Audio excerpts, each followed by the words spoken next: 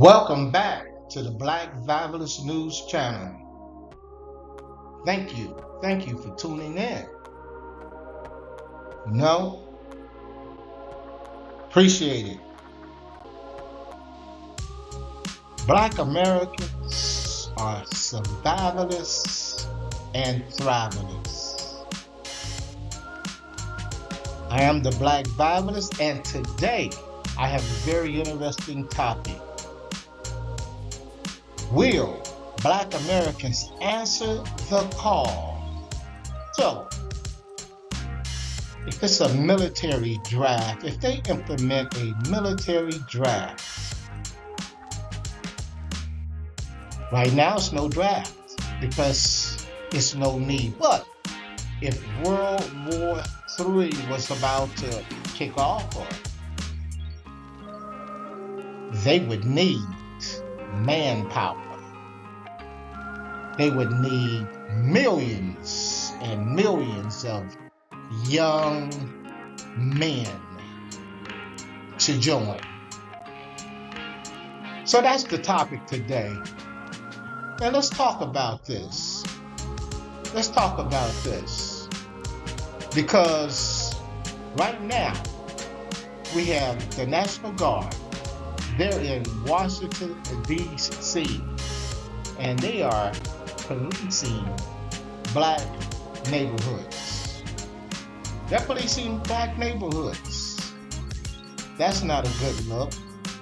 Also, under President Trump, under this president, he came in with his Secretary of Defense, except, they came in and Black Americans, African Americans, they had these shaving profiles because their hair grows back into their skin and irritates their skin, and then they bump up, their face bumps up, and they came in and said those profiles are no longer will be issued. In other words, you must shave. You must have a blistered and cut up face. Even though you have medical doctors that give you these profiles, they came in and changed that under this DEI. So we're going to talk about foundational Black Americans, descendants of freedmen, African Americans. We're going to talk about their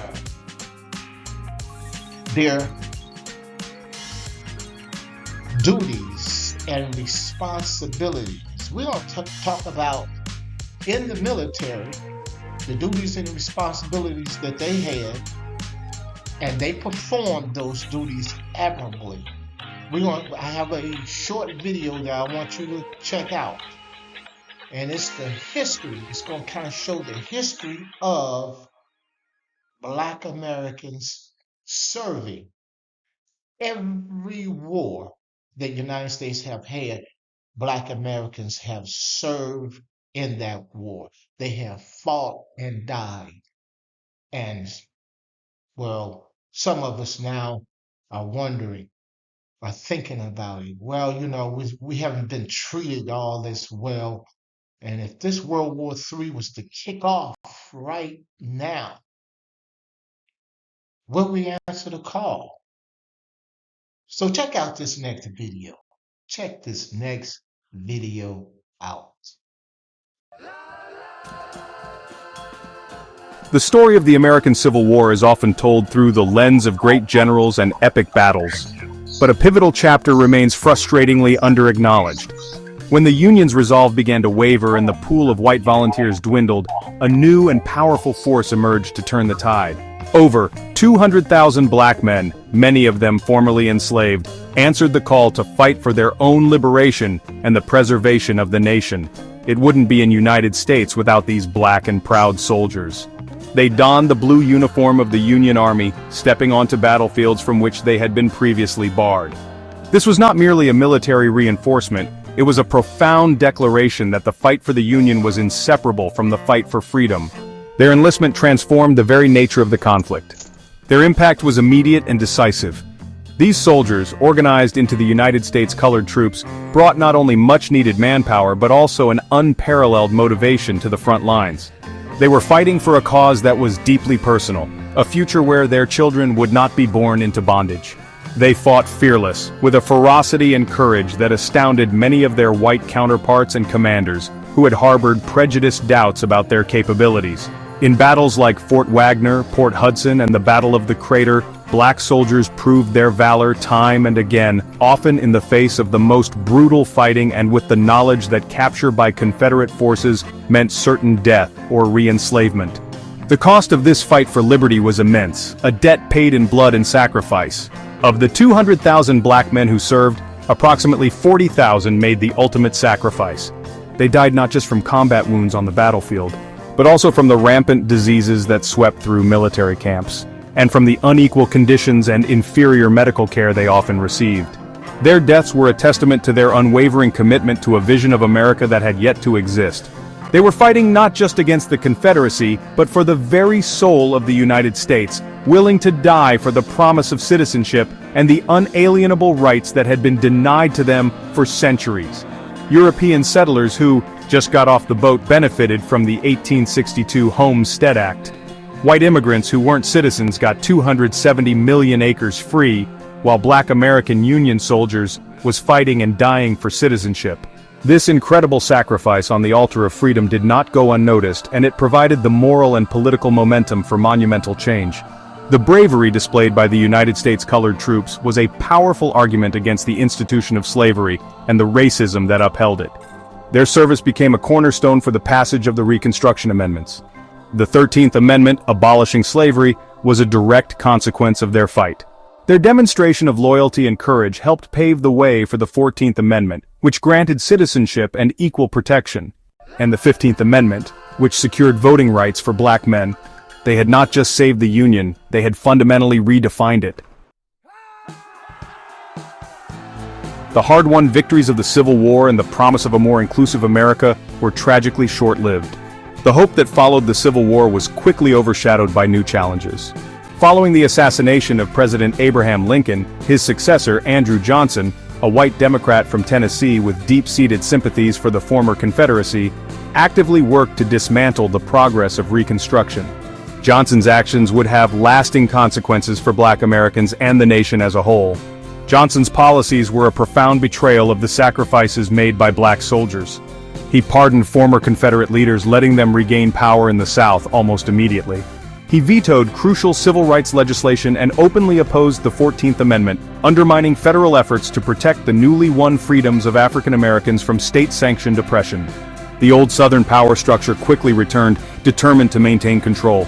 Southern states enacted black codes, repressive laws designed to control the labor and behavior of formerly enslaved people, effectively creating a new form of bondage. The promise of 40 acres and a mule was abandoned, leaving black families vulnerable and dependent. The federal government, once a protector, became a passive observer as a wave of terror and violence, led by groups like the Ku Klux Klan, swept across the South to intimidate black voters and leaders. The dream of a true biracial democracy began to slip away. Despite this devastating political reversal, the commitment of black Americans to serve the nation they had helped save did not falter. All black regiments like the Buffalo Soldiers were formed, continuing the legacy of service. These soldiers served with distinction on the western frontier, building infrastructure, protecting settlers, and fighting in the Indian Wars, all while facing discrimination within the military and from the very communities they were tasked to protect. Their service was a powerful statement, a refusal to be erased from the American story. This enduring spirit of service became a defining characteristic of the black American experience. Even as Jim Crow laws took hold, black men and women continued to enlist, determined to serve. They fought in the Spanish-American War and in World War I, believing that by demonstrating their patriotism and valor abroad, they could challenge the injustices they faced at home. It was a strategy born of hope and necessity, a struggle to make America live up to its ideals. The Second World War presented a profound paradox for black Americans. They were called upon once again to defend democracy and freedom overseas, while being systematically denied those same rights at home. Over 1,200,000 African Americans served in a segregated military, fighting under the banner of the Double V campaign: victory against fascism abroad and victory against racism at home. Units like the famed Tuskegee Airmen, a squadron of black fighter pilots who shattered myths about their capabilities with a stellar combat record in Europe, became symbols of this struggle. Their excellence in the skies was a direct rebuke to the bigotry that sought to limit their potential on the ground. Other units also carved out a legacy of heroism against overwhelming odds.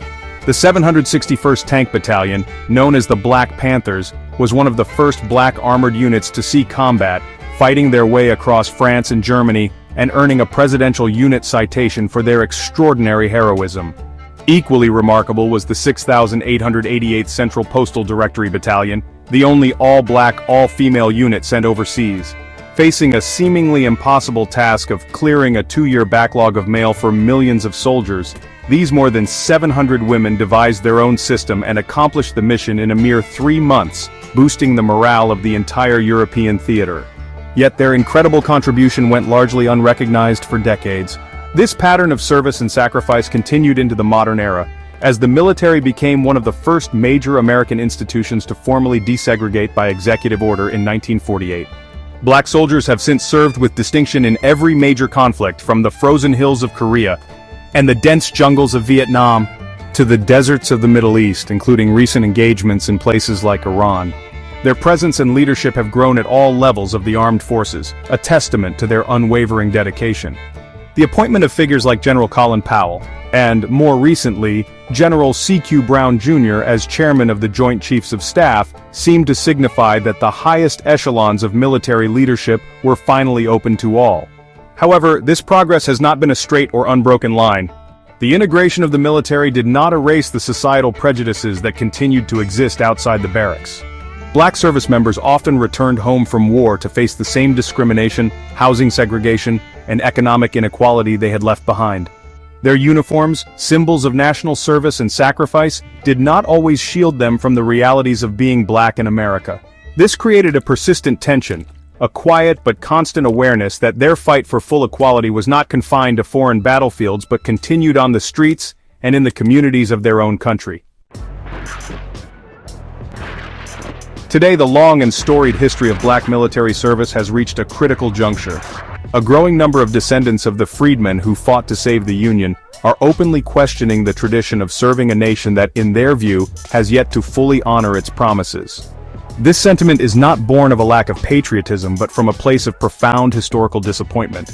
They look back at 160 years of sacrifice, from the 40,000 who died in the Civil War to the soldiers serving today, and ask whether the return on that investment of blood and loyalty has been just.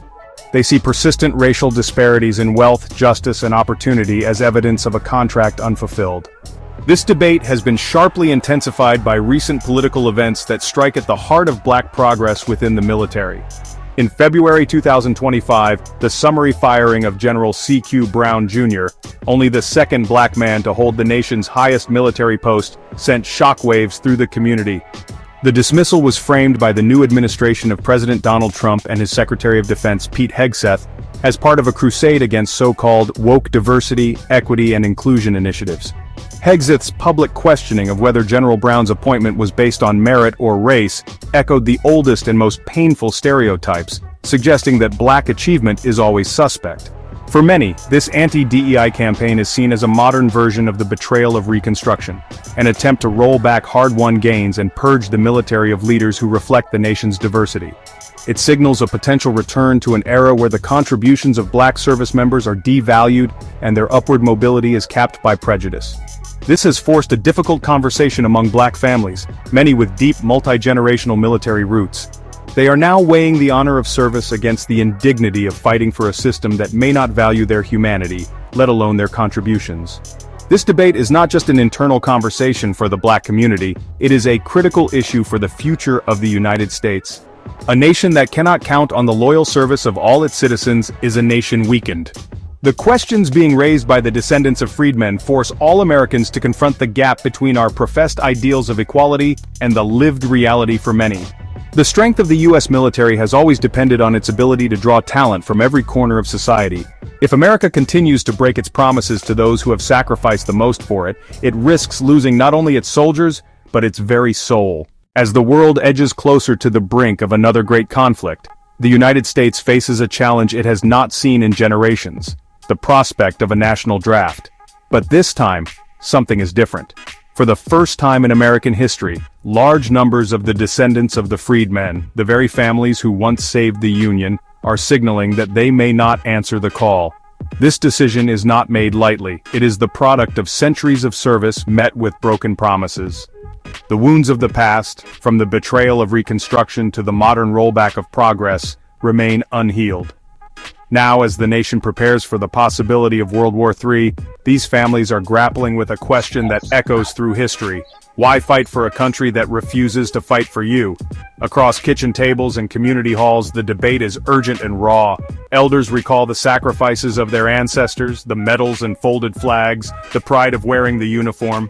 Younger generations, however, are asking whether honor can be found in service to a system that still denies them justice and equality. For many, the answer is no. If the draft is enforced and thousands refuse to serve, the consequences could be seismic. The absence of these proud Americans, whose forebears once turned the tide of war, would expose the deep fractures in the nation's foundation. Their stand is not an act of rebellion but a demand for recognition, dignity, and real change. As America faces an uncertain future, the choices made by the descendants of freedmen may shape not just the outcome of war, but the very meaning of citizenship and service in this country. The United States broke its promise to make the freedmen whole. The government owes the descendants a debt not yet paid, specifically cash reparations, so that this generation may be spared from what is coming from the Most High. Judgment is coming, and the question remains, will America do the right thing before it is too late? Their refusal to participate in a draft is not a rejection of America, but a plea for America to finally live up to its ideals. The crossroads has arrived. Which path the nation chooses next will determine who answers the call, and whether the soul of America can be healed. I've never been owned by anyone, but the people who say we don't owe any reparations for the Civil War are ignoring something really huge. Or maybe they just don't know. Some people already got reparations. White people. White enslavers were paid for losing their human property. The actual people who were raped, tortured, whipped, and sold, and worse, were promised land to get a fresh start after the war, but they got nothing. When slavery was abolished, Congress paid nearly $1 million, which is 30 million in today's bucks, to white enslavers as compensation for losing their property in a war they lost. If a freed person didn't hit the road fast enough, they risked being re-enslaved under new laws that were just workarounds for all these white people losing their slaves. After the Civil War ended, Union General Sherman set aside 400,000 acres of confiscated Confederate land for black families to start new lives on, up to 40 acres each. The Army loaned out mules to help them work the land. That's where the phrase 40 acres and a mule comes from. Black people were already working some of this land when Lincoln was assassinated and Andrew Johnson became president. Well, Johnson reversed the order. He gave the land back to the same Confederates who had just tried to destroy the country. The freed people were evicted. So they made all these things into crimes that were non-crimes. They were things like, if a black person didn't have a job, that was a crime. If a black person couldn't prove that they had a job, that was a crime. You could get arrested for that and a lot of other ridiculous things. But once you were in jail, you could be leased out as labor for private profit. This system of convict leasing allowed white landowners and businesses to replace slavery with something just as violent, just as profitable as slavery. No wonder there are still Confederate flags all across the South. Even after slavery was abolished, black Americans were not safe. Public lynchings became a regular threat. They were a form of terror used to keep freed people in their place. They were planned events, announced in advance so everybody could attend. They were held in broad daylight. White families brought their children to watch black people being hanged, tortured, brutally, brutally murdered. It was a festival. People sold food. There were postcards made. People could buy postcards of the mutilated bodies hanging from trees and mail them in the mail or keep them as souvenirs. This country took care of Civil War criminals and punished the ones the war was supposed to free. And there was a lot more abuse I just can't fit into this video. Next time I'm going to talk about the stuff that happened in relation to the Great Depression and World War II. And then after that, I'll have one on civil rights, the era when I was growing up, how it all ties in to the racism that is part and parcel of our grand land today. White people, you especially need to get curious. Join me in this. Be drafted in the U.S. Army on April the 28th, 1967. Check Muhammad Ali out, one of the greatest fighters, boxing fighters, heavyweights ever. Boldly now on television.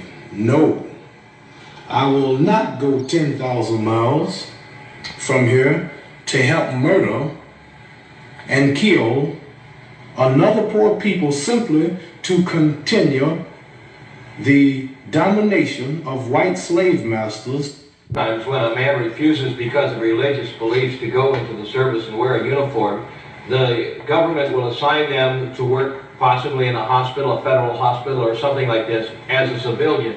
Would you agree to this? No, sir.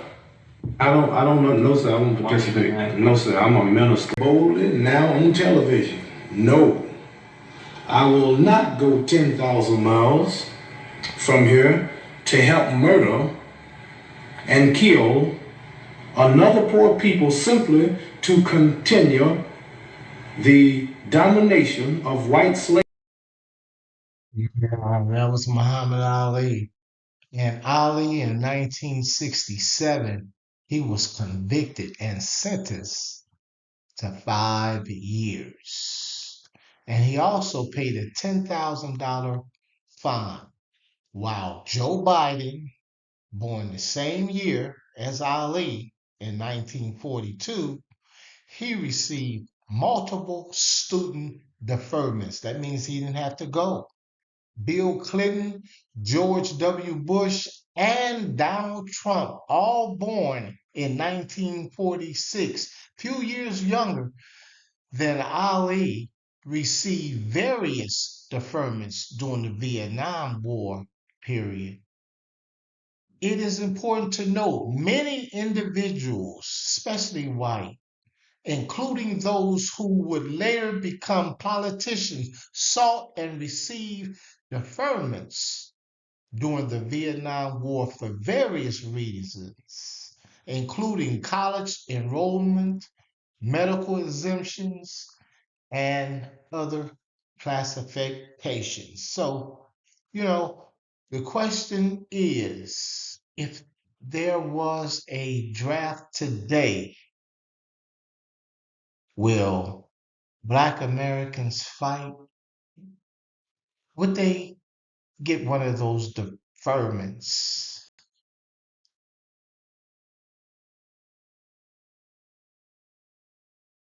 You're with me? I'm getting ready to conclude. I'm getting ready to conclude. I appreciate you. I appreciate your time. And what I'm going to ask you right now to do right now, go ahead and like, subscribe, and share. Share this video. Right now, I'm at 9,800 subscribers. And I am trying to tip that to that 10,000 subscriber, level. And if you can help me by making this algorithm move, give me some likes, share this video, comment, tell me what you think about this question that I have. I'm a veteran. My grandfather, he fought in World War One. My son is a veteran, and I also have a grandson that's in the military. So this question is to heart with me, and I understand that World War III is coming, or the next huge conflict. The United States will implement a draft. Right now, you have to consider we fought those like little countries, little third world countries. Right now, though, we're butting heads with Russia and we're butting heads with China.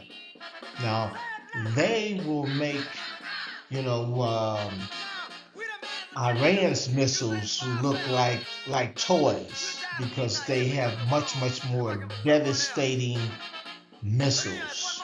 And so,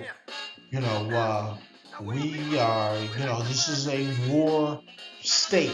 It's been in constant war since its existence. So, you can just about rest assured, you can just about be assured that the United States will need Black Americans in this next fight.